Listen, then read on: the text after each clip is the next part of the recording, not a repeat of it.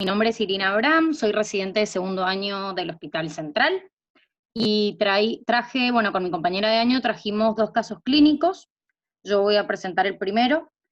Se trata de un paciente de sexo masculino de 17 años de edad que consulta en la guardia por un traumatismo con arma de aire comprimido del ojo izquierdo con proyectil de goma. Al ingreso, la agudeza visual del ojo derecho era de 10 décimas, sin corrección, y del ojo izquierdo veía bulto, nos daba error en el autorrefractómetro. Los movimientos oculares estaban conservados en ambos ojos, y los reflejos del ojo izquierdo no eran evaluables. A la biomicroscopía, en el ojo izquierdo tenía hemorragia subconjuntival, a predominio nasal e inferior, y tenía una laceración conjuntival que no involucraba la esclera ni la tenon, perilimbar, de hora 7 a hora 8, aproximadamente de 3 milímetros de longitud, y bueno, sin protrusión de contenido uveal ni vítreo. Tenía además una úlcera corneal inferior, aproximadamente iba del centro de la pupila hacia abajo, de 5 por 5 milímetros, 6 del negativo, no estaba infiltrada, la cámara anterior estaba formada, tenía un TIMDA lemático 3 cruces e IPEM organizado en el centro pupilar, con pupila discórica e iridodiálisis que iba aproximadamente de hora 5 a hora 9. El cristalino era bastante difícil de evaluar, la presión estaba en 14 en ambos ojos, y el fondo de ojo del ojo derecho era normal, y del ojo izquierdo no era evaluable por opacidad de medios. El paciente llegó así, ahí se aprecia en la foto de la izquierda, bueno, se ve principalmente la úlcera, bastante grande, y la pupila discórica, y en esta otra foto se ve un poco mejor la hemorragia subconjuntival, a nivel donde estaba la laceración perilimbar, y principalmente el IPEMA organizado a nivel del centro pupilar. Se realizó entonces por guardia una ecografía para descartar principalmente ecosvitrios compatibles con hemovitrio, o que hubiese algún desprendimiento de retina o algo que nos orientara, y estaba normal. Además se hizo tomografía axial computada de órbita para descartar presencia de cuerpo extraño intraocular, no había, tampoco intraorbitario, y no había fracturas orbitarias. Por este motivo se indicó tratamiento con prednefrin forte cada 2 horas, bien seguido, atropina cada 8 horas, y se dio un antibiótico en gel, que fue eritromicina, cada 4 horas, y reposo a 45 grados. Se lo controló al día siguiente la agudeza visual no había cambiado, lo que sí había mejorado era la úlcera, que estaba un poco más chica, medía 4 por 3 milímetros, seguía sin seidel, no estaba infiltrada, el resto de la córnea estaba clara, ya se podía ver un poco mejor, a pesar que seguía su IPEMA organizado, eso no había cambiado, la iridodiálisis, y ya se veía una catarata traumática con algunos restos de masas cristalinianas que no descompensaban la córnea. La presión estaba en 14. Se realizó una nueva ecografía por especialista, con largo axil conservado, donde se vio un desprendimiento coroideo pequeño, la retina aplicada, y se veía la catarata traumática. Se hizo control diario con una nueva ecografía, las indicaciones siguieron siendo las mismas, y en el control el paciente persistía sin cambios. 4 días después del trauma, en un nuevo control, ya se vio a la biomicroscopía un edema corneal microquístico a predominio central, había IPEMA grado 1, persistía obviamente la iridodiálisis, su catarata traumática, y se evidenciaba facodonesis. La presión estaba en 9 milímetros de mercurio, por lo cual se decía hacer una interconsulta con la sección retina para decidir conducta. El paciente, con muy mala adherencia al tratamiento, vuelve recién a consultar 2 meses después, y se evalúa directamente por la sección. En ese entonces se encontraba con tratamiento con antibiótico en gel y corticoide tópico, que él lo usaba, según nos refirió, cada 6, 8 o 12 horas. Muy mala adherencia.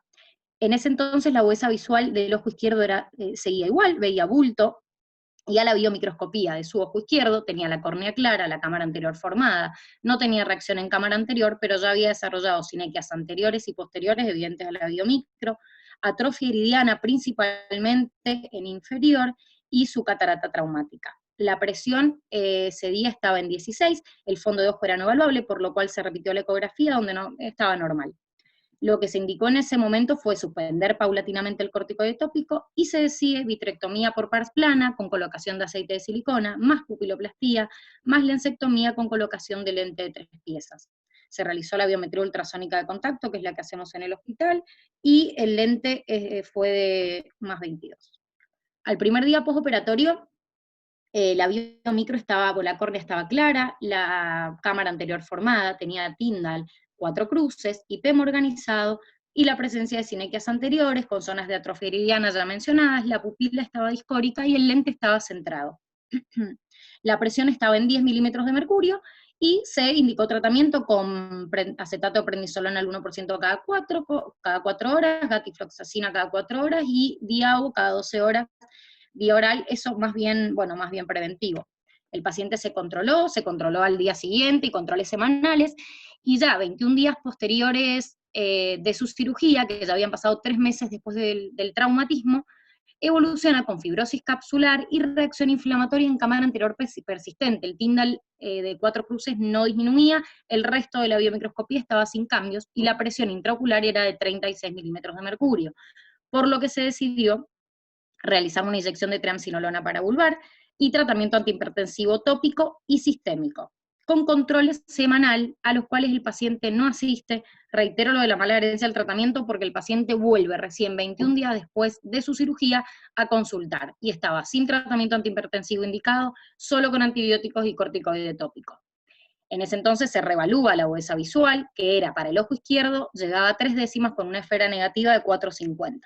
A la biomicroscopía, como vamos a ver en las fotos, la córnea está clara, la cámara anterior está formada, no tiene Tyndall, pero sí tiene gran presencia de sinequias anteriores, principalmente en inferior, la pupila está discórica, hiporreactiva, y el lente intraocular se encuentra subluxado, además de la opacificación y la fibrosis capsular.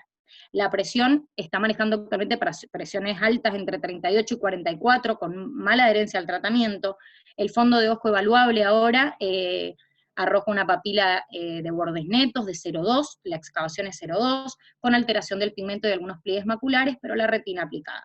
Se realizó entonces por fin la gonioscopía, con buena visualización, y se aprecia un ángulo abierto, un Schaffer 4, con gran área de retroceso angular, aproximadamente que va de hora 4 a hora 9, y sinequias anteriores prácticamente en la totalidad de esas horas.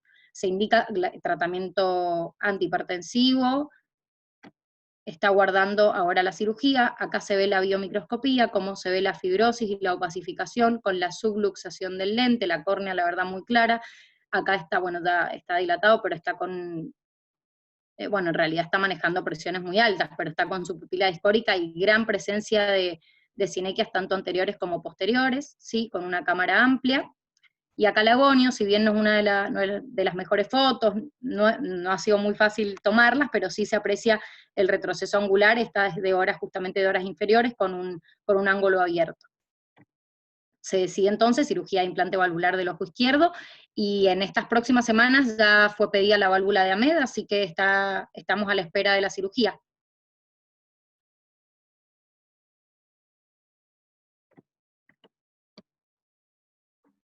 Perfecto, Muy Iri, bien. de 10.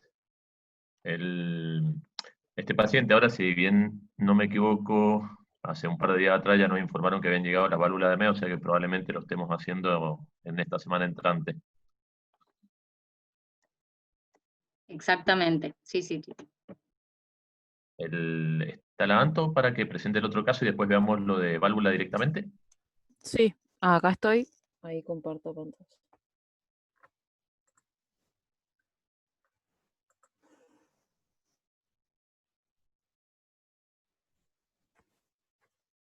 Si alguien quiere ir haciendo alguna pregunta o alguna duda que tenga del caso este, que las vayan haciendo y las vamos contestando en el momento. O el que quiera aportar algo.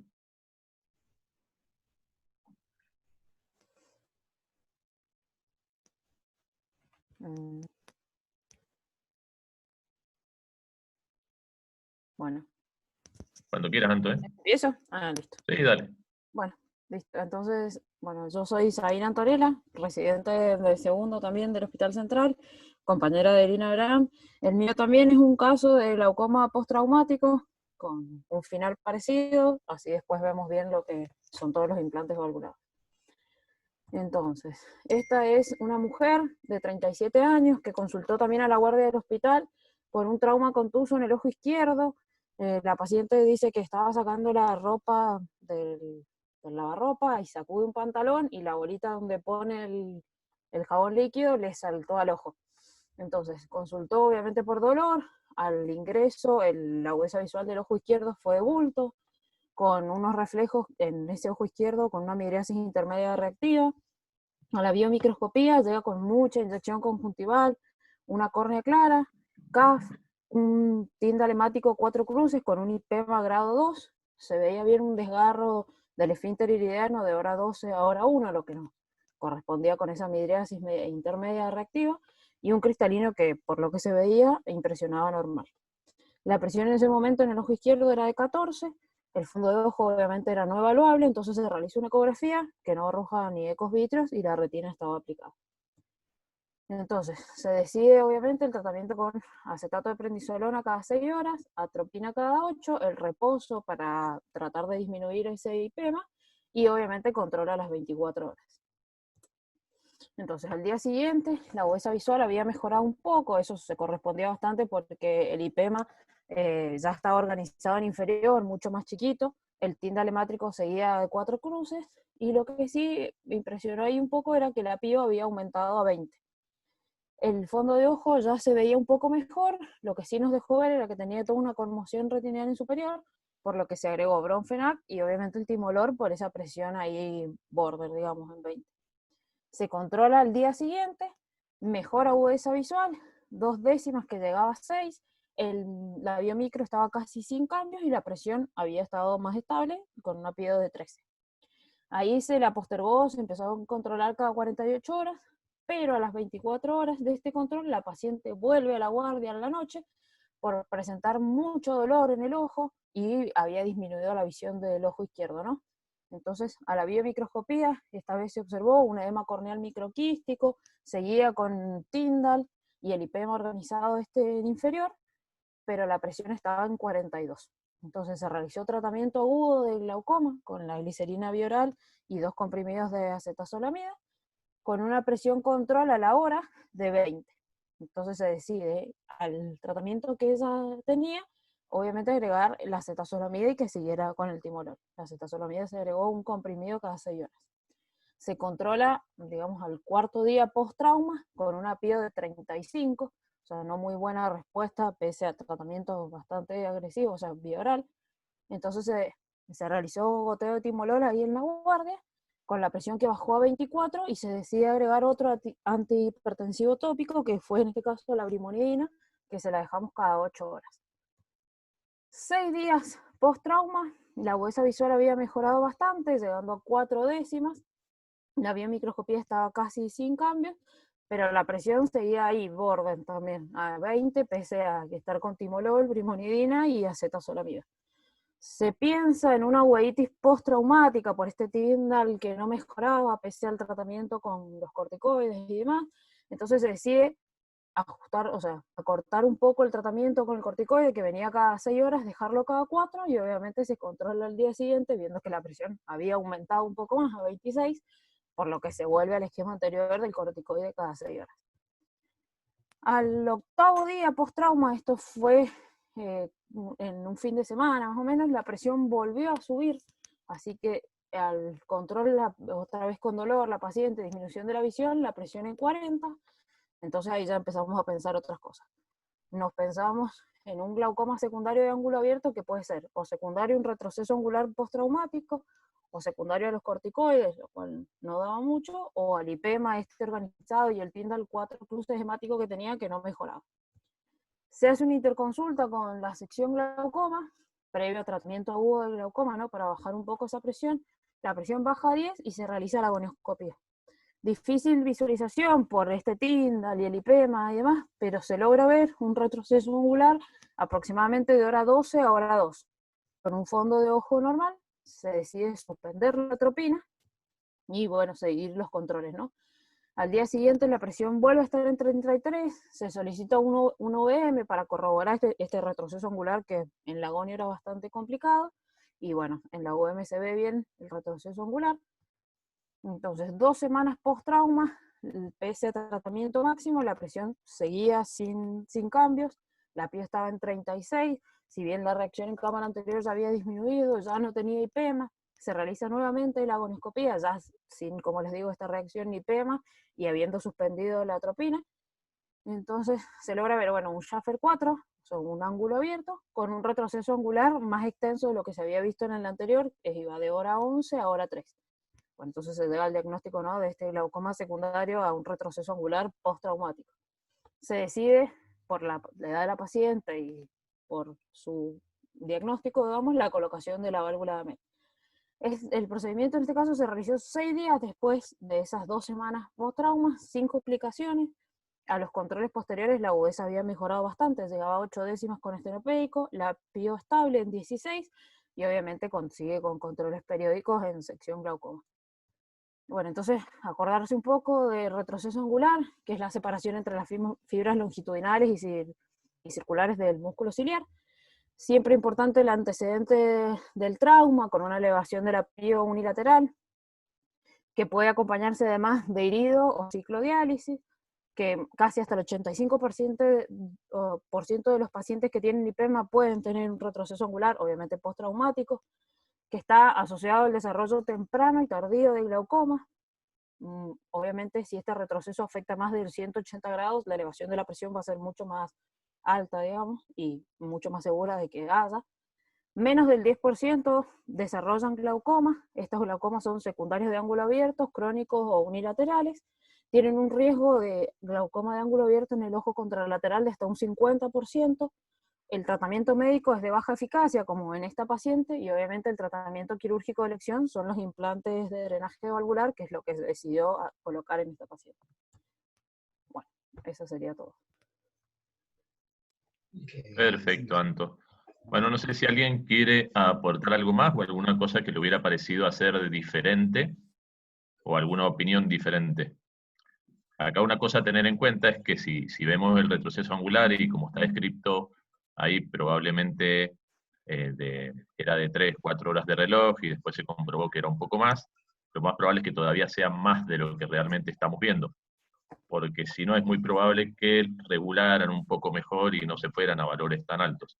Así que bueno, eso tenerlo en cuenta siempre, que generalmente lo que vemos seguramente hay un poco más dañado. Chicho, ¿puedo hacer una pregunta? Sí, dale. Cuando pones la válvula de Ahmed, ¿le estás poniendo arriba parche escleral o solamente la dejaste? ¿Te acordás que me enseñaste que le poníamos solamente conjuntiva arriba? Pero después me fui a leer y algunos les están poniendo la tapita escleral, que yo te lo he preguntado. ¿Qué opinas vos de eso ahora? Mira, en general, yo normalmente lo único que hago es suturarla a la distancia especificada para después hacer una colocación del tubo directamente transescleral, o sea, la misma aguja me hace el túnel por donde yo ingreso a cámara anterior, Sí, yo y te vi. hasta ahora yo he tenido buenos resultados de esa forma. Pero, por ejemplo, el Hernán, que Le él pone, siempre dice que hay que sí, ponerle un parche arriba del tubito. sobre todo con el primer paciente que tenía 17 años también. Creo que probablemente va mucho también en cuanto a cuánto tiempo pensamos que va a tener la válvula puesta en el ojo y también habría que evaluar un poco qué tipo de paciente es. Obviamente si es un paciente por ahí miope que puede tener alguna zona más de escleromalacia o algún trastorno más a nivel escleral, sea más aconsejable hacer un recubrimiento con esclera sobre el tubo para tenerla más tiempo. Bien. Pero hasta ahora, por lo menos yo que las vengo haciendo así, no he tenido problema en ese sentido. ¿Vos no le estás poniendo tapita de esclera? No, algunas al principio les hacía como si hiciéramos la trabeculectomía, que levantabas la tapita, metías el tubito a cámara anterior y después suturabas la tapa por encima del tubo, pero en general las últimas que he hecho, que serían, no sé, las 10, 15 últimas, directamente ingreso con la aguja y la aguja misma me fabrica el túnel intraescleral con el cual entro a cámara anterior. Y hasta ahora no hemos tenido problema. Un solo paciente se movió un poco el tubo, que hubo que reacomodarlo en una zona lateral al mismo ingreso, que inclusive al no tener hecha la tapa me resultó más fácil y no tener que cambiar la válvula de posición, porque lo único que tuve que hacer es rotarla un poquito para que el tubo entre un poco separado de donde había hecho la incisión anterior, pero nada más. Lili, Laurencio, que te estoy viendo, ustedes están usando, no sé si andás por ahí, ¿le ponen tapita arriba o no? Hola Juli, ¿cómo estás? Sí, justo lo estaba Bien. escribiendo en el chat. Bien. Mira, obviamente más experiencia en niños y adolescentes, claro, le ponemos, porque ¿qué pasa? Esa técnica que dice Gustavo, que está buenísima, con la 23G, que es más o menos el tamaño de la 23, o la un poquito más fina puede ser la aguja que es el tamaño del tubo, haces el túnel y lo metes, pero si estamos haciendo cirugía en chicos, que por ahí está oftálmico el ojo, más adelgazada la esclera, y hacemos entonces el flap, le cubrimos, después del flap, que también queda cubriendo el tubo, le ponemos una tapita de esclera donante. Claro, perfecto. Pero bueno, eso depende también del caso. Sí, totalmente. Por eso yo dije que planteaba los del hospital, que nosotros son personas grandes, a lo sumo pueden ser adultos jóvenes, pero no tenemos gente tan chica por lo general. Es más, no sé, la persona creo que más joven que le hemos puesto una válvula en el hospital debe haber tenido No menos de 25 15. años. Claro. No me acuerdo si hemos visto alguno más joven. ¿El tuyo, Julieta, de qué edad era? No me acuerdo, pero era no más de 20, ponele. Ahora el primer caso que presentaron tenía 17, por eso me quedé pensando. Bueno, el primero todavía no lo hemos colocado. En realidad ahora ese chico estaría dentro de las válvulas que han llegado esta semana. Más jóvenes.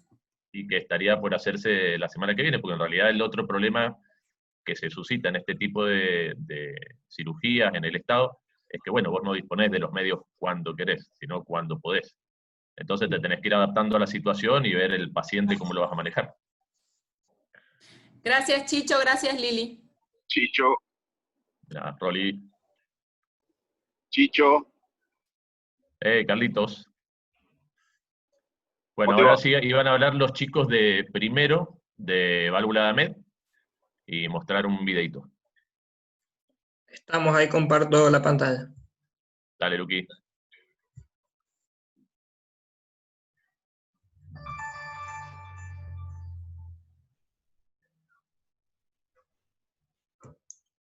Bueno, mi nombre es Lucas Alcaraz y junto con el doctor Videla y mis compañeros de primer año de residencia del Hospital Central, armamos esta charla para dar una visión global de los dispositivos de drenaje que existen y unas novedades.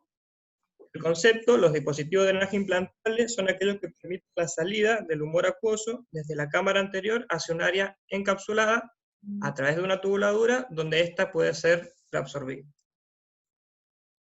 ¿Cuáles son las principales indicaciones de los implantes valvulares en cirugía de glaucoma? Aquellos de mal manejo, como el glaucoma secundario, como por ejemplo el neovascular o el inflamatorio, glaucoma congénito, postquirúrgico, un síndrome endotelial iridocorneal, el ICE, postraumático, como explicaron recién mis compañeras, o principalmente ante fracaso de cirugías filtrantes previas indicadas en cirugía de glaucoma, como varias trabe que hayan fallado. Bien, hay que tener muy en cuenta estas definiciones de éxito y fracaso en el seguimiento luego de haber realizado la cirugía de un implante de estas válvulas. Éxito está definido como la presión intraocular que haya disminuido un 20% de la basal al año de haber realizado la cirugía. A su vez definimos como éxito completo cuando la presión se mantiene por debajo de 21 mililitros de mercurio sin medicación al año. Y éxito parcial cuando esa presión está por debajo de 21, pero con la utilización de una medicación tópica al año. Y decimos que el implante ha fracasado cuando no llegamos a estos valores, es decir, que tenemos una presión por arriba de 21, con uno o más drogas en el seguimiento postquirúrgico al año. O se asocia a disminución de la agudeza visual, necesidad de cirugía adicional o pérdida ocular. Hay dos grandes grupos de implantes de drenaje utilizados en la cirugía de glaucoma, los no valvulados, como el de Molteno, Barbel, Express o ADI, y valvulados como AMED y Crupin. ¿Cuáles son las características de los implantes valvulados? Principalmente que tienen un flujo restringido, que cierran ante presiones normales y cuando esta empieza a aumentar, se abren para que se produzca el drenaje del humor acuoso. Ventaja que tienen sobre los no valvulados es que llegan a un control más rápido, permiten la implantación o cirugía en un solo paso y generan menor hipotonía postquirúrgica. Y como desventaja para nombrar, que los platos o las características que tienen suelen ser de menor diámetro y por lo tanto, al tener un área más chica, menor reabsorción. Y los no valvulados son aquellos que permiten un flujo libre sin resistencia, como ventaja que vienen diseños de platos mayores y menor oclusión. Y como desventaja que necesitan ligadura, principalmente en el postquirúrgico, inmediato, y para implantarlos y mejores resultados, 2 tiempos quirúrgicos o 2 procedimientos. Y se asocia a, en algunos casos, hipertonía postligadura. Ejemplo entonces de no valvulado, el implante Molteno, que dentro de este grupo es de los más utilizados. Está compuesto por un plato rígido de polipropileno adosado a un tubo de silicona. El plato de forma cóncava para adaptarse bien a la superficie del ojo, tiene orificios para suturarlo a esclera y tiene un diámetro de 135 milímetros cuadrados, que es aproximadamente un cuadrante. Ejemplo de un implante valvulado, AMED, el más conocido, que trabaja con presiones entre 8 y 14 milímetros de mercurio. Su diseño es un plato de silicona o de polipropileno con forma hexagonal, que también tiene adherido un tubo de silicona, y vienen también, según el formato, de 1 o 2 platos. Después tenemos un implante de drenaje acuoso de la empresa Urolab, que es el ADI, que es más actual su introducción al mercado, y básicamente es porque tiene un costo de producción mucho menor, y bueno, en los países en vía de desarrollo, en los hospitales públicos de pacientes de pocos recursos, es una opción que tiene muy buenos resultados, con un costo mucho menor. Está compuesto también de un plato con fenestraciones para que el tejido se adhiera bien al plato, un tubo de silicona, y es no valvulado. Este es un estudio retrospectivo comparativo que se realizó entre 2014 y 2016 en el Centro para la Vista de la India, donde compararon la eficacia que tenían estos implantes nuevos, ADI, de bajo costo, no valvulados, comparándolo con un implante de AMED valvulado tradicional. Realizaron cirugía en 88 ojos y hicieron un seguimiento por 1 año. Básicamente lo importante de este estudio es que vieron que en cuanto a complicaciones intro y postquirúrgicas, necesidad de fármacos tópicos postquirúrgicos, y agudeza visual postquirúrgica, no había diferencia entre ambos procedimientos. Y lo importante es que el éxito del implante, que lo definimos al principio de la charla, en el ADI tuvo un éxito total del 90% al año, y el AMED un éxito total de 80%. Es decir, que el nuevo implante no valvulado, ADI, es una muy buena opción cuando contamos con pocos recursos y queremos poner un implante de buena calidad. En cuanto a la técnica quirúrgica, este es un video, ¿sí?, de un ejemplo de la colocación de una válvula de AMED, ¿sí?, que comienza con la incisión de la conjuntiva, una buena divulsión de conjuntiva y tenon para formar el espacio para colocar el implante. Se realiza el purgado del implante siempre antes de colocarlo para descartar obstrucciones de fábrica. Se mide, que quede a una distancia aproximada de 8 milímetros hacia el limbo. Se sutura el plato de esclera con nylon 80, 90. Luego se corta con bisel hacia arriba el tubo, más o menos que quede la punta entre la pupila y el borde del limbo. Se puede o no realizar una paracentesis con colocación de disco elástico para equiparar presiones. Café. Y luego se realiza la formación del túnel escleral con aguja 23G, introduciendo disco elástico, para que luego la colocación del tubo con pinza sea más fácil, hasta penetrar en cámara anterior. Se coloca el tubo con pinza, luego se va a suturar el tubo con nylon 80, 90 para que quede bien fijado, y luego se termina cerrando conjuntiva, y como dijeron recién los doctores, hay variantes en que se realiza flap o tapa escleral, o se puede llegar a poner algún parche arriba de esclera o nada, para evitar que con el tiempo se erosione y se exponga el tubo. Otras opciones un poquito más actuales de implantes, tenemos por ejemplo lo que es el implante Zen, que es un dispositivo microinvasivo de colágeno de 6 milímetros, que la particularidad que tiene es que se introduce por la córnea sin tocar la conjuntiva, eso queda sano, intacto, y produce la filtración de humor acuoso desde cámara anterior hacia espacio subconjuntival, y uno de sus empleos es un glaucoma de ángulo abierto con mala respuesta a tratamiento tópico máximo. Otra novedad, por ejemplo, es la válvula Express. Se coloca de manera similar a una trabeculectomía con la formación de la tapa, pero luego la incisión hacia cámara anterior se hace con una aguja pequeña, 27G, y se termina colocando en cámara anterior, y este pequeño tamaño y de acero lo que hace que se forme menos fibrosis. Y para terminar, una novedad que es la colocación de una válvula de AMED sin suturas, ¿sí? Que se está empezando a utilizar más actualmente, que tiene la particularidad que obviamente lleva menos tiempo quirúrgico. Ahí se ve en el video que hace una incisión, igual que en el paso anterior, se coloca el implante previo purgado, bien en el fondo, también se mide, se realiza el túnel escleral con la aguja 23G hacia cámara anterior, y luego va a colocar el tubo en el túnel escleral, corroborando que quede bien inmovilizado, y luego va a colocar adhesivo tisular para completar lo que es el cierre de la conjuntiva. Hay estudios, ¿sí?, que se están empezando a hacer, en este caso de casos y controles, un poco son precoces, del 2018, en el que se está viendo que las tasas de éxito, complicaciones y demás son similares en la colocación de la válvula AMED con sutura en su manera tradicional, o estas nuevas técnicas sin sutura. Entonces, bueno, para estar atentos, que es una opción más para tener en cuenta. Y eso es todo. Perfecto, Luqui.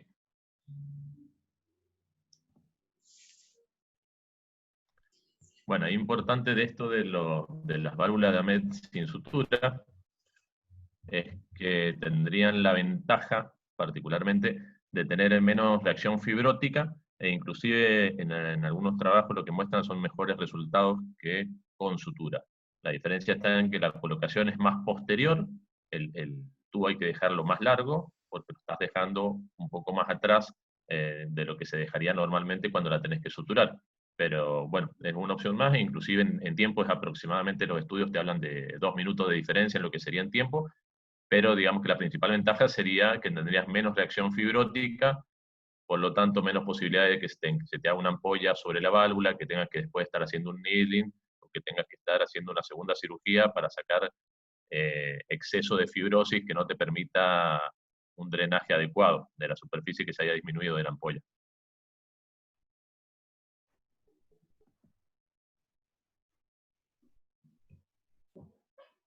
¿De qué depende, Chicho, que lo vayamos a suturar o no? ¿Podemos probarlo a eso? Porque tengo un paciente que le pedí una válvula esta semana.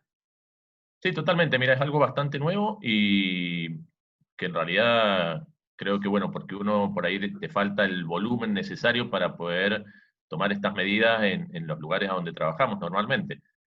La mayoría de los trabajos de este tipo siempre son en lugares donde el volumen es tan grande que vos tenés la factibilidad de probar alternativas y que no sea un problema. Acá, cuando tenés el material que es más escaso, vas más a lo seguro, a lo que ya está comprobado, a lo que está cierto, y te basás después en los estudios que tienen en otros lados para poder ir implementando medidas más nuevas. Pero sí, la idea era que empezáramos a ver de colocar las válvulas de AMED sin suturarlas, para ver si de eso además realmente se comporta como salen los trabajos y tenemos todavía mejores resultados que los que venimos teniendo. Mayor duración, menor realización de segundos procedimientos, etc. Así que sí, Juli, seguramente haremos así la próxima. A mí me gusta mucho para después de trasplante la válvula de AMED, cuando en general después de queratoplastia penetrante en el hospital tenemos problemas, tenemos glaucomas. A mí, antes que trabeculectomía, muchas veces me inclino primero, siempre lo consulto con el Chicho, con la gente de glaucoma, pero me gusta mucho cómo anda la válvula de AMED. No sé qué Es que opinan si te los pones a demás, pensar, alguno que ande por ahí. Sería lo ideal. Uh-huh. El tema siempre de todas estas cosas es la plata. Acá no hay mucha alternativa. Si las tuviéramos a montones, creo que pondríamos muchísimas más de las que ponemos. Lo que pasa Sí, es que pero las yo dejamos para, bueno, las que he pedido las he tenido, Chicho, la verdad. bueno, ¿O no? fantástico. Te voy a traer a la sección para que pidas más seguido vos. Chao. Chao. Bueno, no sé si alguien más tiene alguna pregunta más de esto de válvula, o quieren pasar al próximo tema, que vean a Laura que está mirando que le dé lo que hay. Bueno, sigamos. Dale, Ana Laura, presentá lo tuyo. Bueno, ahí comparto la pantalla.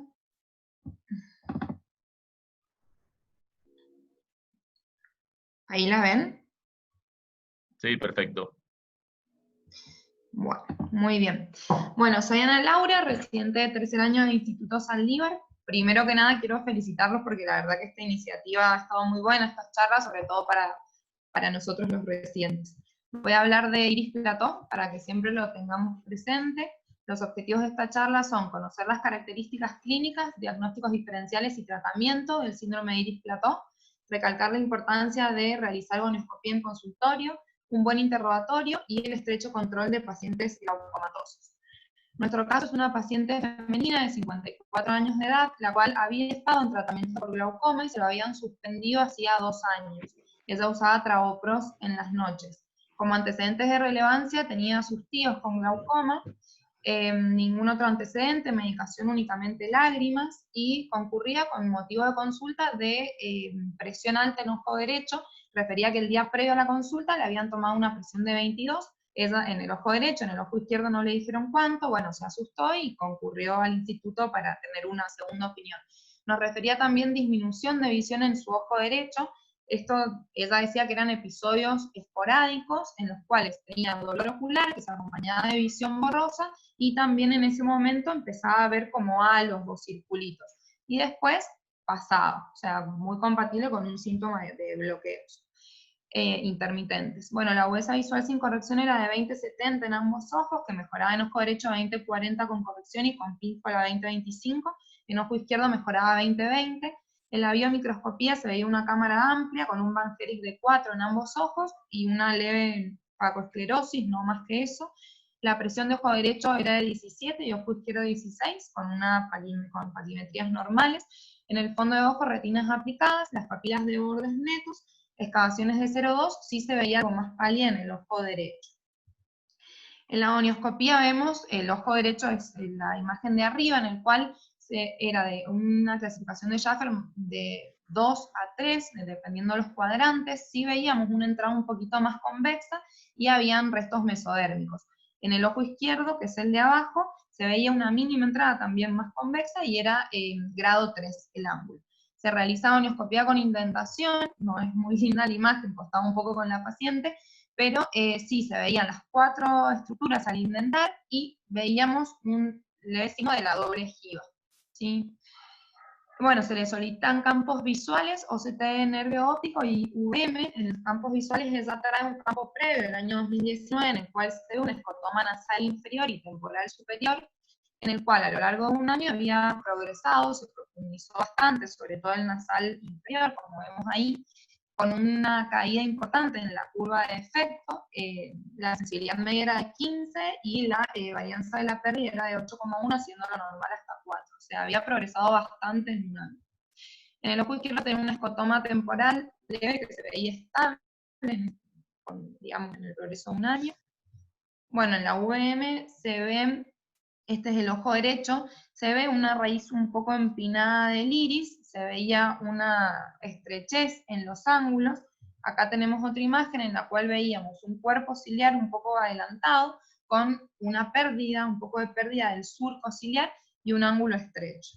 Y acá lo mismo, la estrechez angular y el cuerpo ciliar un poquito más adelantado. Podíamos ver en el ojo izquierdo, se veía el ángulo un poco, se veía también un poquito más estrecho en la parte temporal. En la parte nasal también veíamos en el vivo de la VM el cuerpo ciliar un poquito más adelantado, pero bueno, estaba con la paciente y la verdad que no obtuvimos imágenes tan buenas del ojo izquierdo.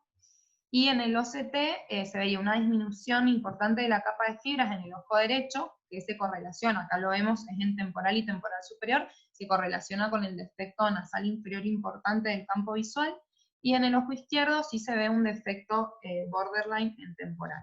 En el comparativo, en el año 2017, en el ojo derecho tenía este defecto, pero vemos que es muy grande la caída en el número de la capa de fibras al año 2020. Y en el ojo izquierdo el defecto borderline, pero se mantiene en el tiempo.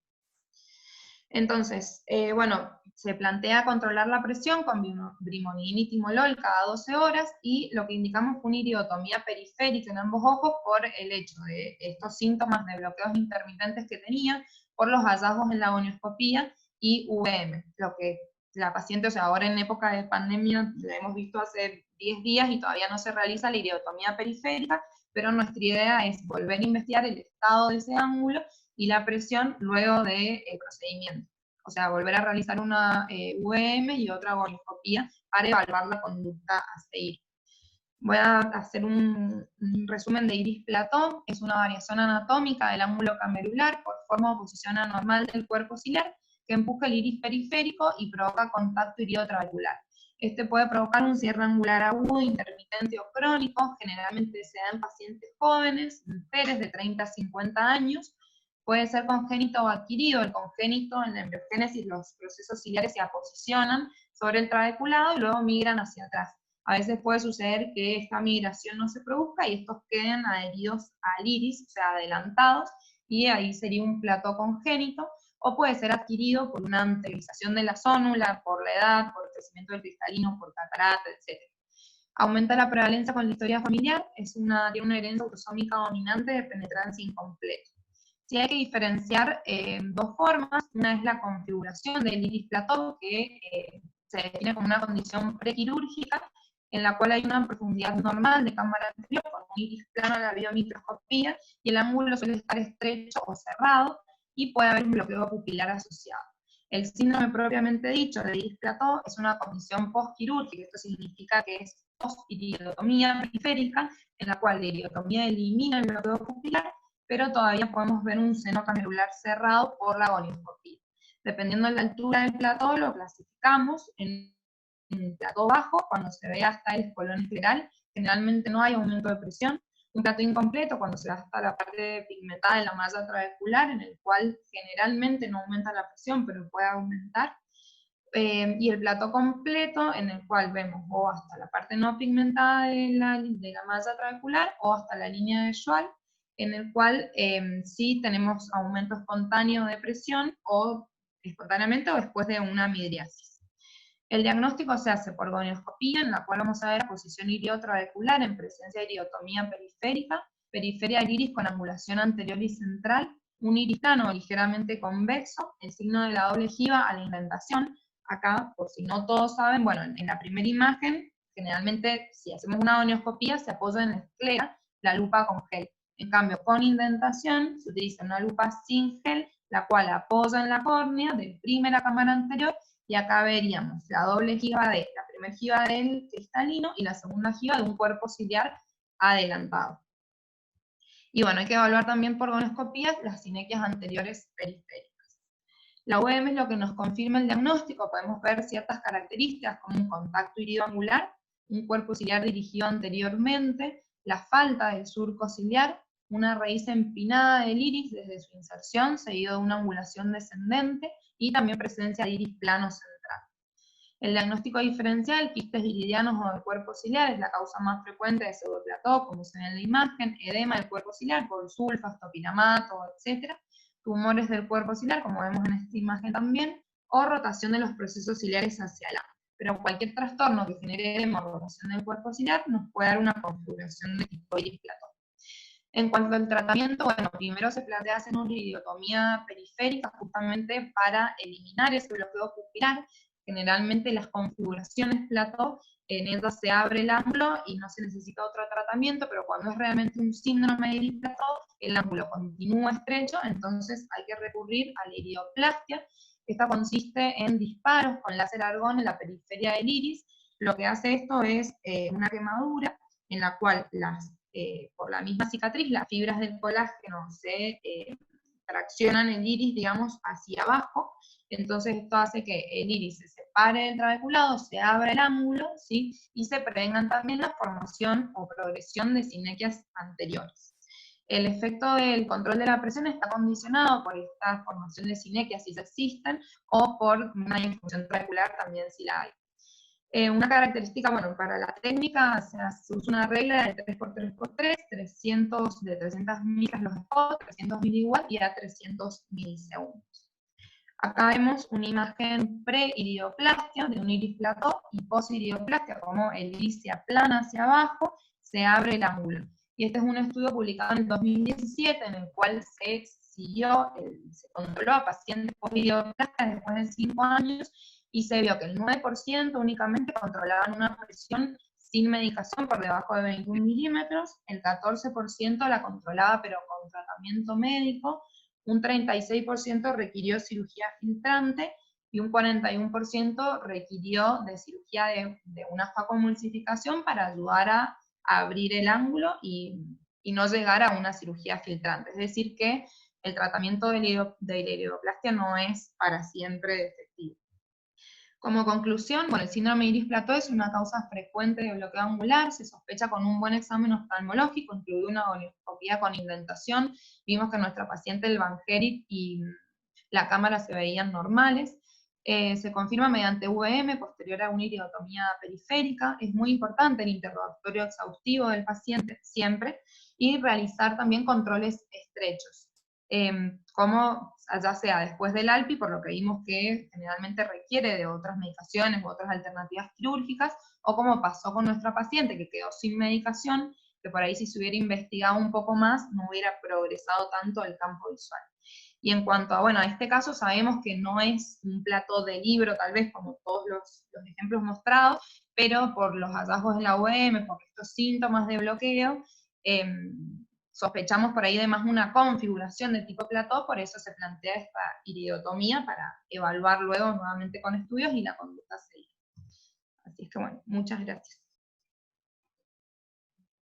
Perfecto, Ana Laura, muy bueno. Bueno, muchas gracias. Ahí dejo de... Decime, aparte de este caso que nos has mostrado ahora, ¿les ha tocado ver muchos más o es exclusivamente este el que han tenido? Porque tampoco es muy frecuente que tengamos casos de este tipo. Claro, no, tuvimos una chica también, muy joven, de 27 años en la fundación, que también le hicimos una iridotomía, pero justo apenas empezó la pandemia, entonces después no pudimos controlarla. Y no, previamente yo no había visto otros, he visto estos dos. No sé si ahí se dejó de compartir, porque... Perfecto. No, la seguimos viendo, sigo viendo la pantalla de la computadora. Tenés que ponerlo en la reunión. Ahora sí. Ahí, perfecto. Ahí. Abajo estaba. Ahí está. Listo, gracias.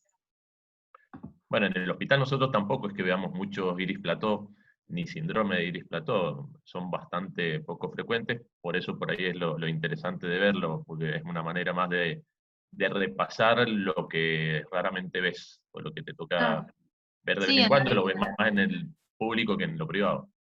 Claro, no, y en la bibliografía siempre sale muy poco, la verdad que está bueno como para que, bueno, como residentes lo tengamos en cuenta. Sí, perfecto, perfecto. Bueno, ¿alguien más que quiera hacer alguna pregunta ahí, Ana Laura? Bueno, me parece que te va a tocar a vos, Rolly, largar. ¿Estás en condiciones? Sí, creo que sí, creo que anda todo. Vamos a ver si... Dale, probá. ¿Pudiste así como te dije, con el celu? Estoy con el... ¿Cómo se llama? Con la internet del celular. Claro, fíjate, ¿se ve bien, Chicho? Sí, no, está perfecto, la verdad que te veo re bien. ¿Pero me ves a mí o a la presentación? No, ahora te estoy viendo a vos nada más. La presentación todavía no aparece. A ver. Mira, Rolo, fíjate en la página, o sea, cuando abrís bien la pantalla de Zoom, abajo sale como un cuadradito con una flechita verde. Y ahí te hace elegir el PowerPoint. Dale, espérate que no me abre. A ver. Ahí se ve perfecto. Sí. ¿Se ve? Sí. Bueno, voy a pedido de mi compañero y amigo Gustavo Videla, les voy a hablar un poquito de cómo se ha utilizado el OCT en el tema del diagnóstico de glaucoma. Ustedes saben que los cortos a nivel del nervio óptico proporcionan imágenes de alto valor acerca de la capa de fibras nerviosas, con detección muy precisa de los bordes anterior y posterior, y la retina peripapilar y la morfología del disco óptico. Antiguamente teníamos nada más que el campo visual, las tomas de presión y una paquimetría.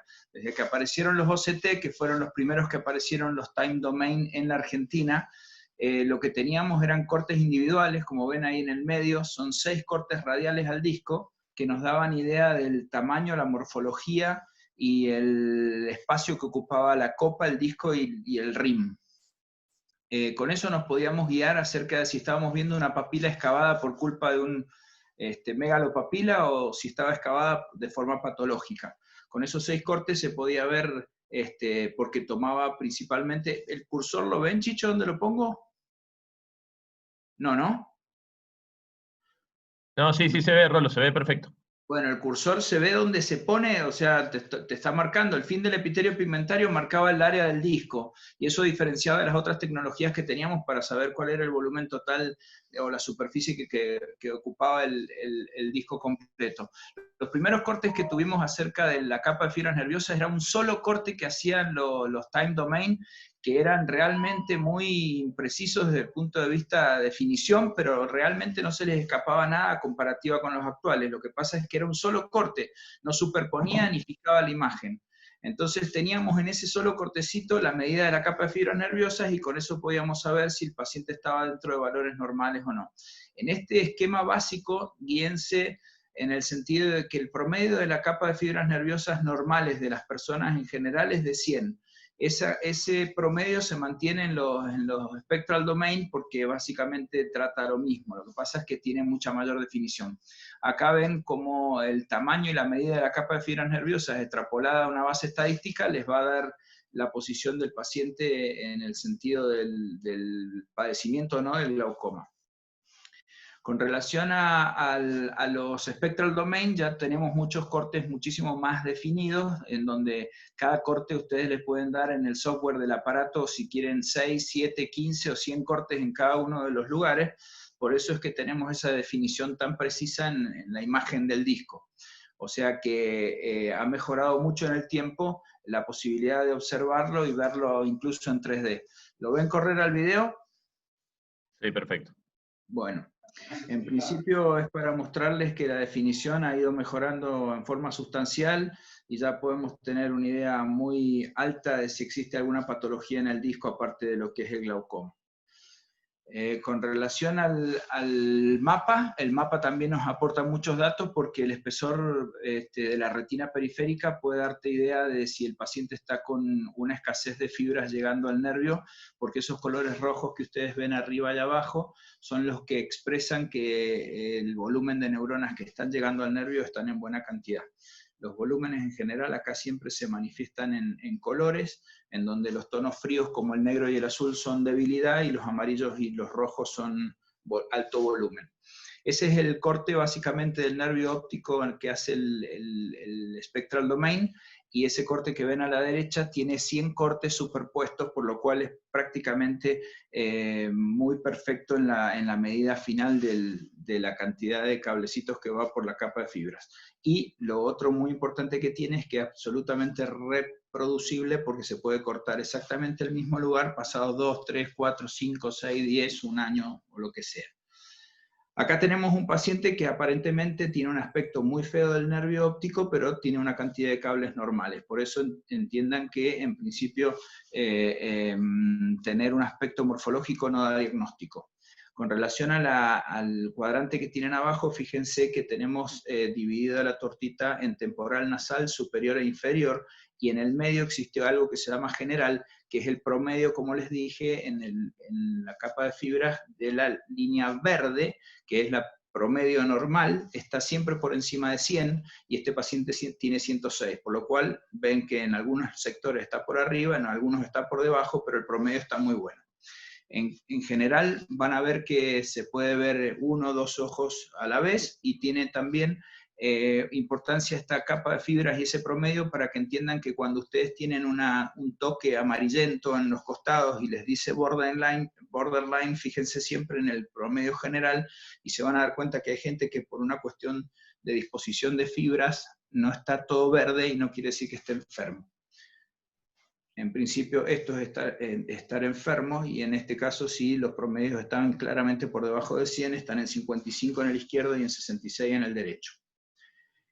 Bueno, esto es un software que tiene el Spectralis, que es importante que lo conozcan por lo menos, o por lo menos que lo sepan interpretar. El cuadrante que tienen abajo a la izquierda es un comparativo entre los espesores que tiene la hemiretina superior con la inferior, y en este caso me está diciendo que tiene claramente menos neuronitas o menos espesor ganglionar la mácula del ojo derecho en el sector inferior. Nunca le presten atención a las esquinas, porque como verán en las esquinas, existe una disposición de vasos que es diferente en el inferior y en el superior, y les está diciendo que tiene peor o más dañado o más delgado la parte superior, y no es por culpa de daño, sino por la posición de los vasos. O sea que En lo que le tenemos que dar importancia es esto que tenemos acá, que está un poquito más delgado en la zona inferior que en la superior. Sepan que los diagnósticos básicamente de glaucoma se pueden presumir con asimetrías de los espesores maculares. Y en el caso entre el derecho y el izquierdo, vean cómo el izquierdo está claramente peor. Vean cómo el violeta, que les dije que era un color frío, se mete alrededor del centro foveal y abarca todo el área peripapilar, cuando debería ser de un color verde. Esto básicamente, el espesor superior está en un promedio, el total tiene otro promedio, que es el promedio entre el superior y el inferior, y fíjense cómo el 270 está muy por debajo del 290. Este es otro aparatito que también existe en Mendoza, que es el OptoView, que es otra forma de expresar lo mismo que les estoy explicando. En el caso de los colorimétricos tienen claramente la papila verde, amarilla, el nervio óptico y un anillo peripapilar que les marca dónde está ligeramente por debajo de lo normal, que es ese amarillo que ustedes ven que corresponde a un área temporal. Y en el caso del izquierdo, en un área inferior, que si ustedes ven el corte o la capa de fibras del paciente, siempre y cuando esté tocando en inferior, este es el toque que tenemos en el ojo izquierdo y lo van a ver en el anillo que tienen ahí sobre el esquema derecho, en el ojo izquierdo. Bueno, todo eso se pudo ver con los tomógrafos sin cortes angiográficos, y desde que apareció el angio-CT tenemos más información acerca de lo que se puede cortar y no cortar en el nervio óptico y lo que se puede observar y sacar conclusiones.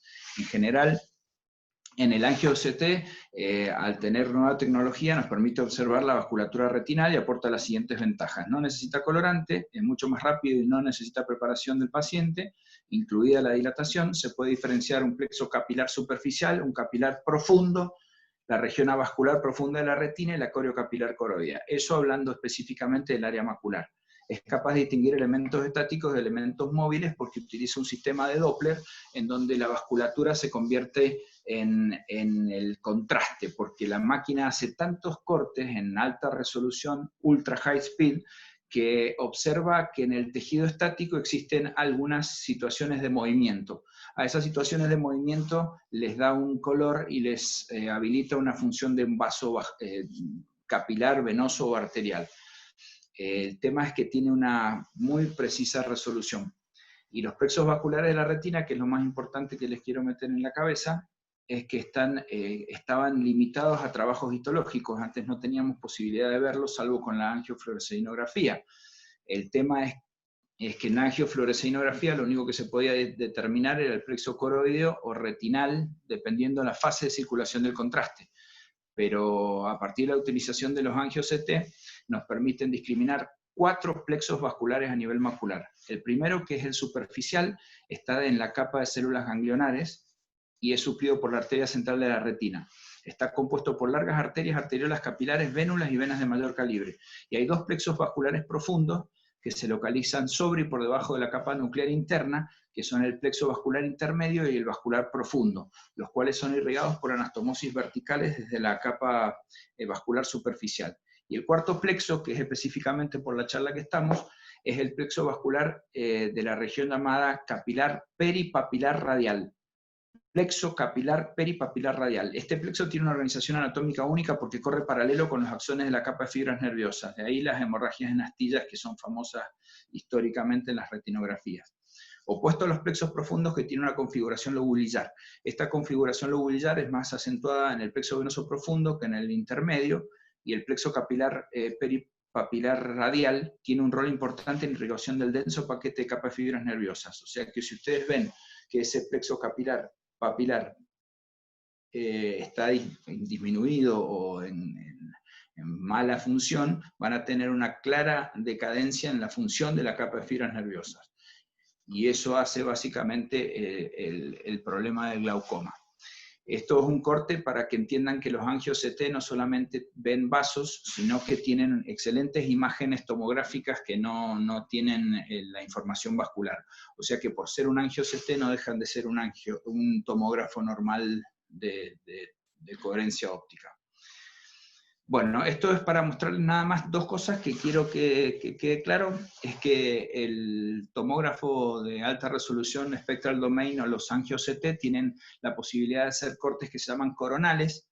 Tienen tanta definición y tantos cortes que pueden hacer un barrido sobre un área donde toman el plexo superficial, el plexo profundo, el área final de la retina, o lo que le llaman outer retina, y la coriocapilar.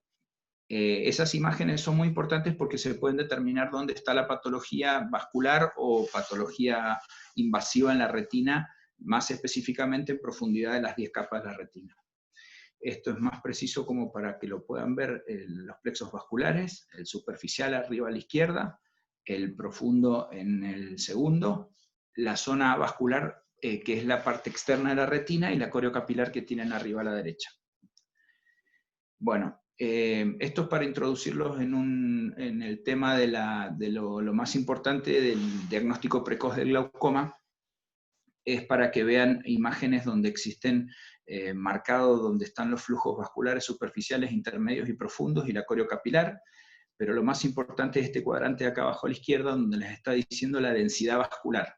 Esa densidad vascular que se empezó a ver en la mácula, que era muy importante en el diagnóstico precoz del daño diabético en los enfermos que todavía eran asintomáticos o se podían catalogar como no retinopáticos, se empezó a ver que la vascularización estaba muy disminuida en comparación con las personas normales. Y eso también es un diagnóstico precoz de un daño vascular que no se observa en los fondos de ojo habituales. Estos son pequeños cortes que en general en la segunda tienen lo que es el espesor de la capa interna de la retina y el espesor total que tenés a la derecha. Eso es para que lo vean con más detalle. Lo divide en 8 cuadrantes y le da un espesor, lo que se llama, no espesor, sino una densidad vascular en porcentaje. ¿Cómo lo nota?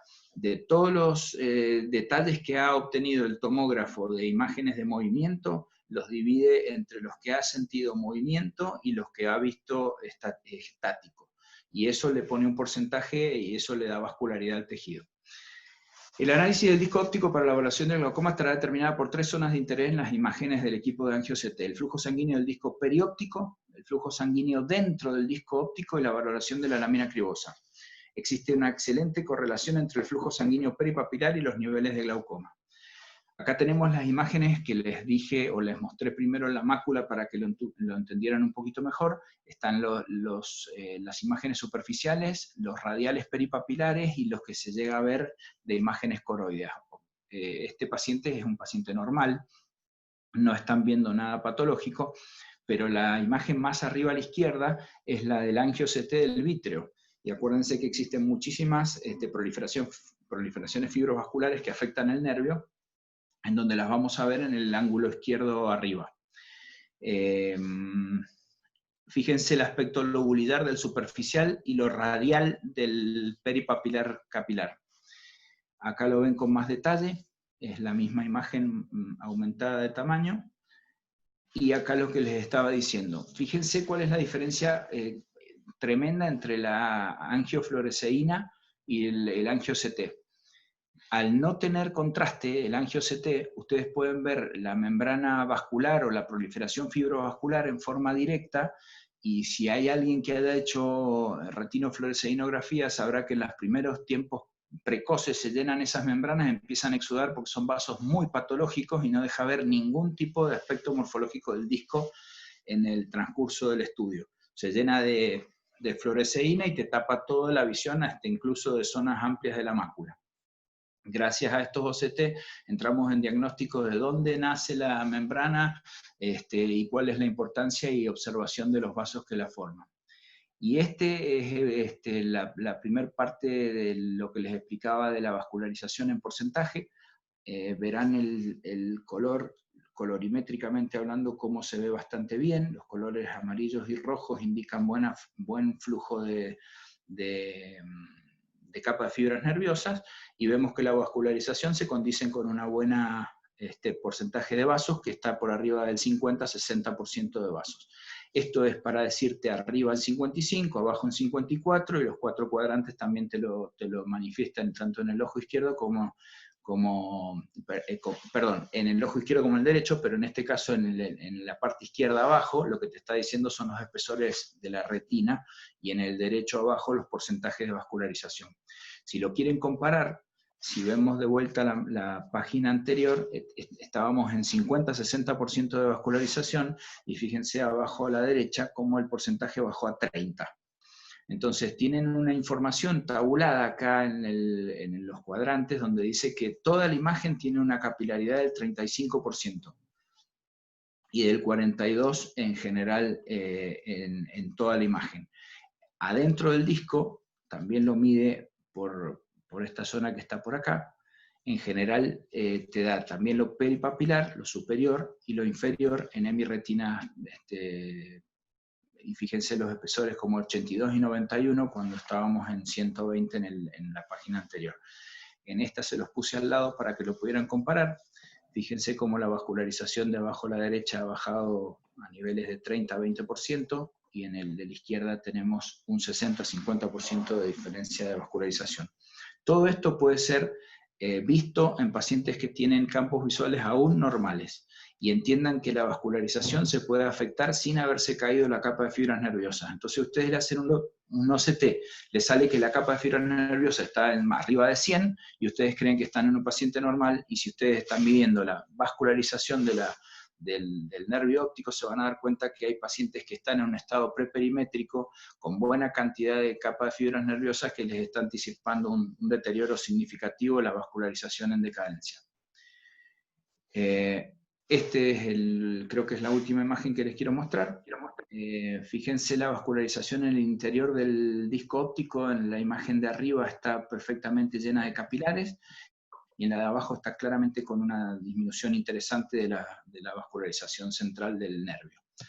Y esto que está acá a la derecha es un correlato fantástico donde vemos que una buena vascularización peripapilar radial, con un buen espesor de la retina peripapilar, con un buen anillo neuroretinal, tiene una buena cantidad de medida de capa de fibras y un excelente campo visual. En el medio vemos como claramente hay una cuña de defecto que te lo marca el anillo de la capa de fibras nerviosas como un claro defecto inferior, una clara caída de la capa de fibras en la medida tabulada normal, y un defecto campimétrico superior. Y en el de abajo una disminución significativa de la vascularización difusa, con un anillo neuroretinal de capa de fibras no neuroretinal muy disminuida, que se observa en el otro esquema, y un campo visual muchísimo peor. Las imágenes hoy de vasos del nervio óptico son cada vez tremendamente definidas. Hoy están haciendo mosaicos, pero en principio los tomógrafos se están extendiendo en la superficie que abarcan, y dentro de poco vamos a tener muchísimas más imágenes con mayor detalle de la circulación de la retina, y específicamente del nervio óptico, para predecir la situación del glaucoma, porque sepan que el glaucoma se puede producir también por una muy mala circulación por diferentes causas del nervio óptico. Gracias, chicos. Fantástico, Rolo. Che, una pregunta, Rolo. Que quieras. ¿Tenés idea, más o menos, todos estos trastornos vasculares, en cuánto preceden a los cambios anatómicos en tiempo? Bueno, ese es el tema. Mira, conozco la esposa de un afamado oftalmólogo que cuando le hizo el angio-CT tuvo un porcentaje realmente bajo, cercano al 30%, y campimétricamente estaba perfecto, y la capa de fibras no estaba mal, estaba todo en situación normal. O sea que si vos te guías en este momento por una capa de fibras solo, o por el HRT, el carrito que estás mirando, te podés comer un glaucoma gigante, porque Sí. La realidad es que puede estar en diferentes etiologías que no tiene todavía expresión. Empezamos con el campo visual, pasamos con el disco, pasamos a la capa de fibra, después pasamos al espesor macular, que empezó a caer por el tema de las células ganglionares, y ya estamos con la circulación. O sea que hay indicios de que el glaucoma vamos a llegar muchísimo más rápido al diagnóstico, y no tenés por qué decir que no lo tiene porque te salió alguno de los estudios normales. Claro, exacto. Sí, tenés los trabajos que miden los valores de fibras nerviosas, que ya te predicen acorde a la pérdida interanual que tenés, las altas chances que tenés de terminar desarrollándolo. Y esto sería como previo todavía a eso. O sea que estaríamos, Claro. nos faltaría definir el tiempo, digamos, más que todo. Totalmente. Si hay un diagnóstico que se puede hacer hoy en día muy precoz es el glaucoma. Pero tenés Sí, que sí. tener ciertos parámetros, ¿viste? De comparativas, porque por ejemplo esos espesores, esos porcentajes de vascularización, todavía no está dicho que los que tienen menos de 40, ¿me entendés? Los están Sí. estudiando recién y los están viendo para ver de qué lugar estamos parados. Claro, claro, claro, claro. ¿Vos, Carlito, algún aporte a lo que dice el Rolo? Mirá, lo que dice el Rolo es muy completo, no creo que pueda aportarle nada, pero sí, obviamente que yo creo que todo va desde que lo era lo preperimétrico se va afinando cada vez más la puntería hasta la cribosa y la vasculatura ahí, y vamos, evidentemente estamos localizándonos cada vez más finito. Falta medirlo y poder compararlo en el tiempo, como dice el Rolo, pero vamos ahí. Sí, sí, sí, sí. Otro detalle a tener en cuenta, que creo que tenemos que tener acá en cuenta todavía, es que cuando seguimos usando todavía OCT de los viejos, que hay muchos, porque nuevos no son tantos en los lugares que hay, es ver bien que esté bien hecho, porque ahí se nota realmente cuando vos mirás derecho el dibujito y no viste si estaba centrado, y el que no miró si estaba centrado el nervio óptico se Si no está comió bien decir que le centrado, faltaban fibras. no está bien centrado, está muy mal, pero el problema que tienen esos aparatitos de time domain es que no tienen el track eye, entonces normalmente el segundo corte o el comparativo nunca va a estar exactamente en el mismo lugar, por más que lo hayas puesto bien a ojo, ¿viste? Entonces ese es el defecto que tiene, pero con un solo corte realmente no se les escapaba nada, y la imagen era bastante peor. Claro, sí. Y Bueno, abundan Rolo, en fantástico. aparatitos de Mendoza. Oh, tremendo. Sí, bueno, no sé si alguien más le quiere hacer alguna pregunta al Rolo, aprovechando que lo tenemos acá, en el medio. Y si no, pasaremos a Carlito, que ya está calentando hace rato. Está esperando ahí para definir el partido. Desesperado por hablar, no sabes. Se bajó del auto el Carlito. Ahora, Te acá estábamos viendo cuando te pegaba el palo. He venido despacito para llegar. Igual ya no tengo nada que decir, se acabó el tiempo, el Rolo, ahora me toca ver si puedo compartir la pantalla. Dale, abajo al medio. Sí. ¿Y ahora? Ahí va queriendo. Perfecto. Dale nomás que soy el último y ya nadie te quiere a vos. Sí. Se pueden ir a tomar un cafecito si quieren, porque esto no es muy divertido. Quiero aclarar que antes que empezar esta charla, fue la sugerencia tuya hablar de esto. Y primero que nada, para hablar de las MICs, que es lo que voy a hablar, cirugía de glaucoma mínimamente invasiva, yo personalmente soy bastante conservador en los pacientes que están controlados con medicación, o sea que esto sería ser un poco agresivo, o sea, no sería un poco la filosofía que yo comparto, pero está muy interesante saberlo porque es un arma más. Cuando hablamos de este tipo de dispositivos, de los MICs, para hacer cirugías mínimamente invasivas, estamos considerando que al paciente lo llevamos ya con una gota, una droga o dos, o tres, en dos frascos, un frasco, lo que quieran, y empezamos a ver una serie de cosas que el paciente ya empieza a fallar en lo que todos sabemos, empieza a ver ojo seco, intolerancia a las gotas, queratitis, bueno, toda la alteración de la superficie ocular, el paciente no cumple, o tiene medios limitados y no se puede comprar las gotas, o tiene una edad muy avanzada y no se puede poner las gotas, o ni siquiera las va a comprar, o los familiares tampoco se encargan, entonces todo empieza a suceder inevitablemente hasta o descompensarse por su glaucoma era absolutamente agresivo, o porque la vida lo lleva a que se descompense porque no puede cumplir con su tratamiento. Entonces, entre todo el armamento que, como decía el Rolo, que partió desde que empezamos con el campito visual y la morfología del nervio óptico, hoy también tenemos un abanico mucho más grande para ofrecerle a un paciente, aunque es relativo, porque ya vamos a hablar de eso, es relativo desde lo económico y de donde vivimos nosotros, porque ese armamento está limitado, por supuesto, al lugar donde, a lo económico, básicamente. Este tipo de dispositivos que han surgido en los últimos tiempos para hacer cirugía de glaucoma mínimamente invasiva, básicamente se considera que hay que hacerlo junto con una cirugía de cataratas, normalmente no se hacen solo. He escuchado algunos casos que lo hacen sin operarlos de cataratas, lo operan y les colocan estos dispositivos, aunque no es la indicación precisa. Cada vez que vamos a operar a un paciente con cataratas, tenemos que pensar que aproximadamente se repiten las estadísticas por la incidencia y prevalencia de esta enfermedad, y que normalmente es un 21% de los pacientes que vamos a operar tienen la comorbilidad de glaucoma. O sea que el número es enorme.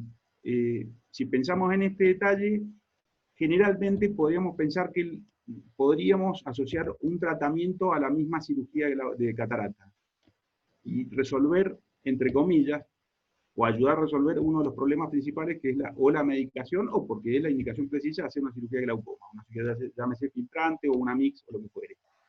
Esto es un pequeño esquema del ángulo, para que se entienda, ya lo saben todos, ya la introducción existió. Los dispositivos que existen son un montón, y para hacer las mix, inclusive los láseres que existen hoy también están dentro de este paquete. Yo voy a hablar básicamente del Einstein, que es el único que conozco y tengo muy poquita experiencia, así que voy a hablar de esto. Por acá anduvo el de Alcon, que acá figura como Novartis, que es el CyPass, CyPass, que fue sacado del medio rápidamente porque producía una disminución de las células endoteliales, entonces se sacó del mercado. Esto más o menos, se está compartiendo en la pantalla, ¿verdad? ¿Ya te fuiste? ¿No eras el coordinador? Acá estoy, Carlito. ¿Qué dijiste? Que hablaba, abrí la boca. Bueno, la pantalla se está compartiendo bien. Perfecto. Bueno, acá podemos ver un poco un resumen de los dispositivos que hay en el mercado, entre comillas, porque acá no hay nada, o hay muy poco, y dónde irían colocados. Repito, yo tengo solamente experiencia en el Einstein, y el CyPass lo sacaron del mercado. Algunos van al espacio supracoroideo, otros van subconjuntival, como el Xengel, y otros directamente hacen un shunt, un stent entre la cámara anterior y el canal de Slim. Para entender que una tiene como ventajas, un montón de ventajas, que son cirugías mínimamente traumáticas, tienen muy rápida recuperación, tiene muy pocas complicaciones postquirúrgicas, es decir, como la cirugía filtrante, que repito, esto no lo vine a reemplazar. No vine a reemplazar una cirugía filtrante de glaucoma, una trave ni una válvula. Pero es factible de combinar. Generalmente se combina con la cirugía de catarata, tiene una aceptable disminución de la presión ocular, y como para tener en cuenta que, por ejemplo, para la indicación que voy a hablar enseguida, preservan la conjuntiva. Eso es fundamental, que uno está haciendo algo que además está pensando en un futuro y una posible trabeculectomía o lo que fuere, que voy a necesitar la conjuntiva. O sea que es un paso previo a un paciente a lo mejor más joven, que lo voy a operar de cataratas, y tiene una droga o dos, y tiene un glaucoma diagnosticado, ¿no? Así funciona el CEN, creo que ahí recién hablaron un poco, yo venía medio escuchándolo de perfil, hablaron un poquito de esto, así funciona el CEN, pero es un shunting entre la cámara anterior, pero va a parar al espacio subconjuntival, esto no es... acá hay un pequeño esquemita de dónde van cada uno también, y si van a la vía uveoescleral o directamente a las venas acuosas. Y lo que hace el Einstein, en realidad lo que genera es, repito, una especie de bypass entre la cámara anterior y el canal de Schlemm, y hacia ahí a las venas acuosas. Las indicaciones de este tipo de cirugías son los glaucomas pigmentarios de ángulo abierto, los pseudopaliativos, glaucoma leve a moderado, y la asociación con cataratas también grado 1 o 2, eso es relativo, porque hay pacientes con un grado 2 3 también. Se puede pensar más en pacientes jóvenes. ¿Por qué? Porque produce una rápida reinserción, tiene bajas complicaciones. Pacientes que están con un paciente, por ejemplo, que también le estoy dando una medicación y ya tengo una alteración de la conjuntiva, un ojo seco, y quiero sacarle esas gotas, inclusive hacer un poco de futurología y decir, bueno, dentro de un tiempo le voy a hacer una trabeculectomía a este paciente porque no queda otra, y termino haciendo esto pensando en el futuro y cuidando un poquito más la conjuntiva. Las contraindicaciones, glaucomas neovasculares, las anomalías angulares congénitas, las sinequias, y principalmente, por una obviedad, porque esto hay que verlo muy bien, el edema corneal o leucomas y los ángulos estrechos. No se ve el ángulo y esto hay que ir directamente al ángulo a mirarlo.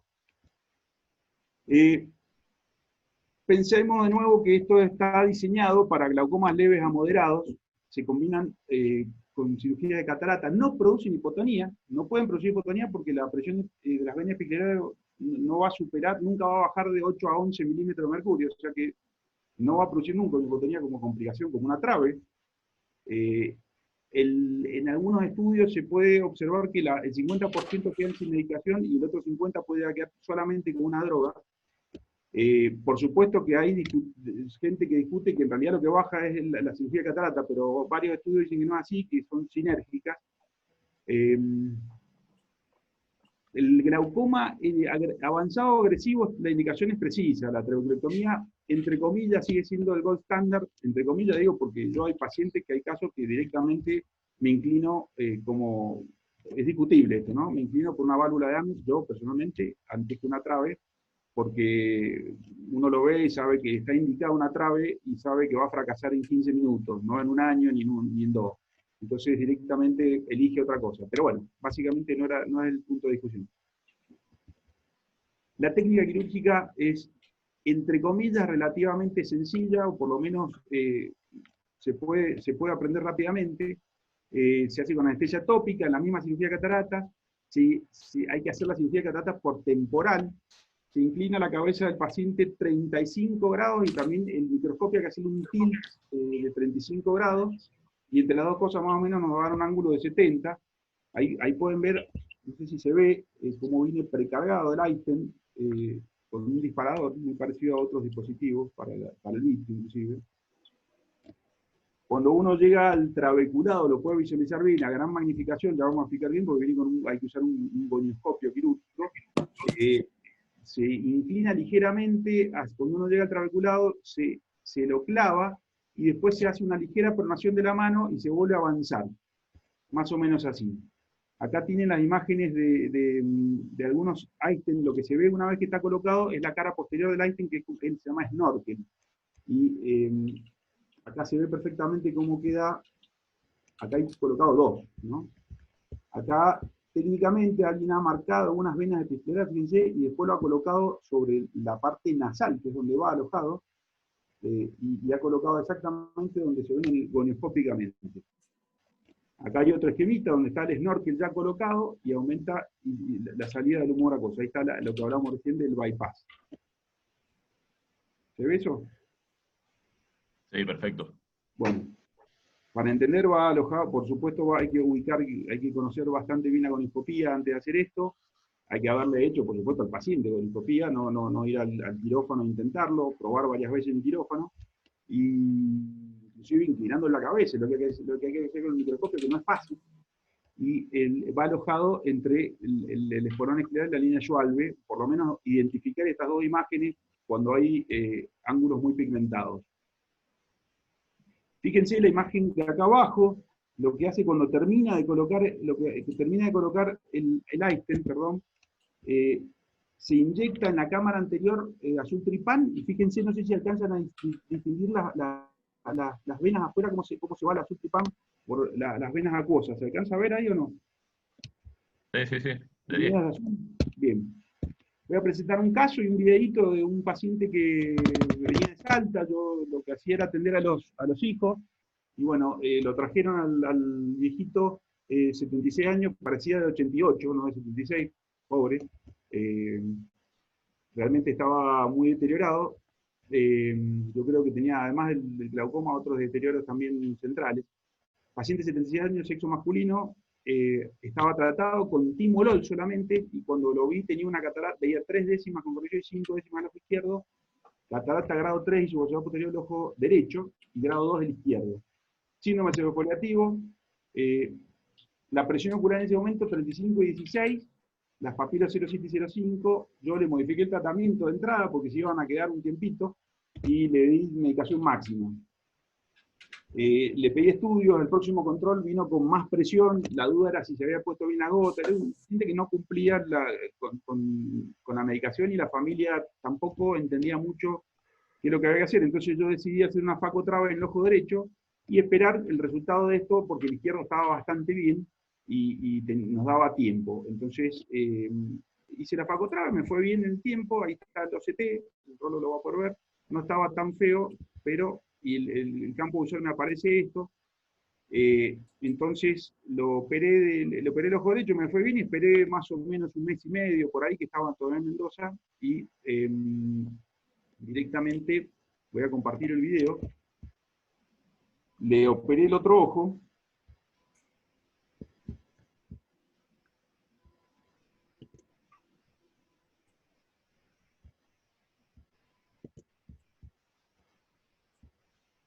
Voy a ver si lo puedo hacer porque esto... Me voy con el video. ¿Se ve? ¿Chicho? ¿Se Video ve? todavía no. A ver ahí, ahora me parece que sí, ahí estamos, dale. Bien. Bueno, acá es una cirugía de catarata común y corriente con anestesia tópica, la voy a acelerar un poquito porque no viene el caso. Está inmediatamente atrás.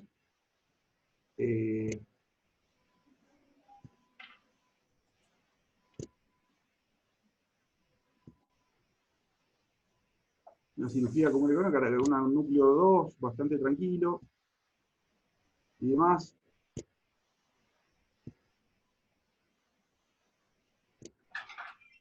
Perdón que la acelere, pero el Rolo habló, se extravió mucho, así que me dejó poco tiempo a mí. Sí, vas a hacerme una receta para la Andrea Flores. De Boreal. ¿Qué? Vas a hacer una receta de Boreal para la Andrea Flores. Hacele una receta, por favor. ¿Haz mañana ya? Sí. Bueno, yo el lente lo pongo así un tipito con agua y este se me complicó un poquito en la mitad de camino, pero se pudo. Bueno, inmediatamente que termina la cirugía, una vez colocada la lente, se puede colocar algún miochol o algo por el estilo, para achicar un poco, ahí ya está inclinado la cabeza del paciente y el microscopio, o sea, ya tengo los 70 grados y la visibilidad. Y el gonioscopio, ahí aparece una imagen, no sé si alcanzan a ver, ¿se ve bien? Donde se ve calculado muy congestivo, o sea que realmente uno piensa que es fácil, pero cuando llega el momento, además, la mano izquierda, donde está apoyado el gonioscopio, característicamente tiembla a esa magnificación y a uno hace presión sobre la córnea y es donde empieza a perder visibilidad. Y bueno, primero hay que tocar el ángulo, hay que tocarlo paralelo con el Leisten. Una vez que uno lo toca, recién ahí lo inclina un poco, hace una ligera pronación y lo clava, lo enclava.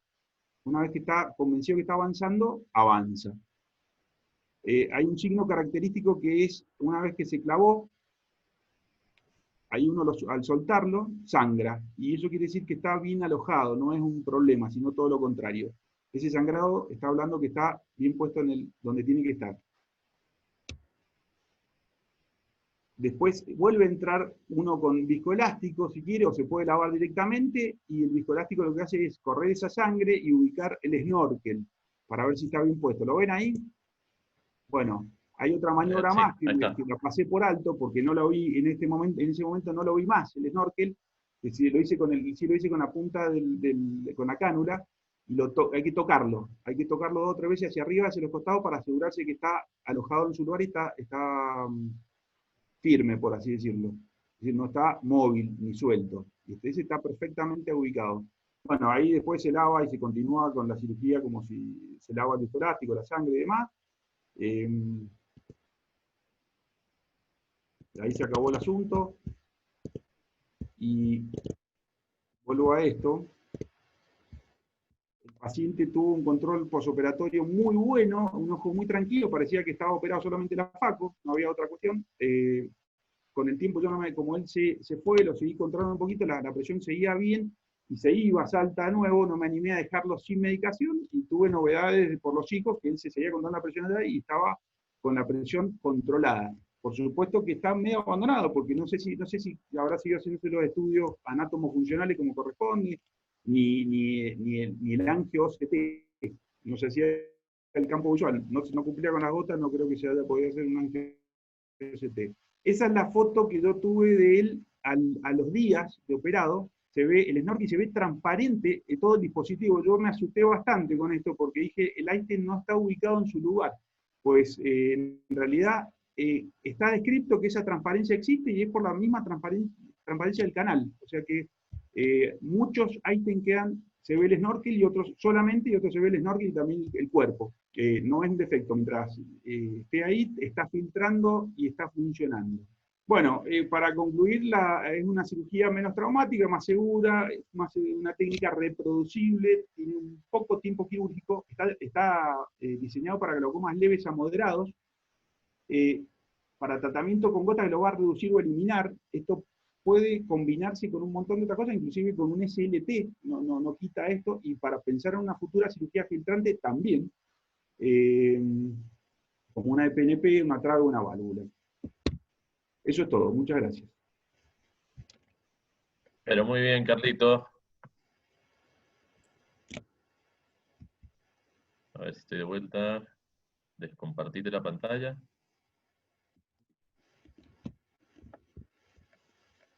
Perfecto. Bueno, ¿te costó mucho poder adaptarte a colocarlos? Así como decís ahí, de la curva de aprendizaje. Bueno, te vuelvo a repetir, yo no tengo mucha experiencia en esto, y cuando empecé a meterme en este asunto, fue el año pasado. Y el año pasado, a mitad de año, empezó a... Primero que son caros, lo vuelvo a repetir, depende, salen de 800, 900 dólares cada dispositivo, ese es el costo que tiene al médico. Entonces, si uno quisiera no ir derecho, no ganar nada, y el paciente vos le estás explicando algo ya medio complejo, en donde lo vas a operar catarata y le vas a poner un dispositivo, entonces es muy difícil de ofrecerlo, y que el paciente entienda que le va a solucionar un problema a medias. Entonces, al ser caro el medio que tenemos, después apareció todo el despelote este que apareció en nuestro querido país, y bueno, todo lo que sea caro y en dólares, yo no lo pude colocar más, prácticamente. No lo ofreció más, ni siquiera lo ofreció más. Pero no es un procedimiento difícil, y la curva de aprendizaje serán 2 o 3 veces. Perfecto, perfecto. Bueno, y de las otras cosas, obviamente, ninguna. Es el Einstein lo único que ha estado más o menos a mano. Lo otro, no tengo, el Einstein es el único aprobado por la FDA, y en Argentina no estoy seguro qué más se consigue. Honestamente, sí se conseguía el de Alcon, que era Novartis, y sí se conseguía fácilmente, lo pedíamos a los representantes de Alcon, y lo sacaron del mercado. Sí, estuvo acá y lo sacaron del mercado, no alcanzó ni a estar. Fue muy parecido a algo que pasó con algún lente, alguna lente de cámara anterior o algo así.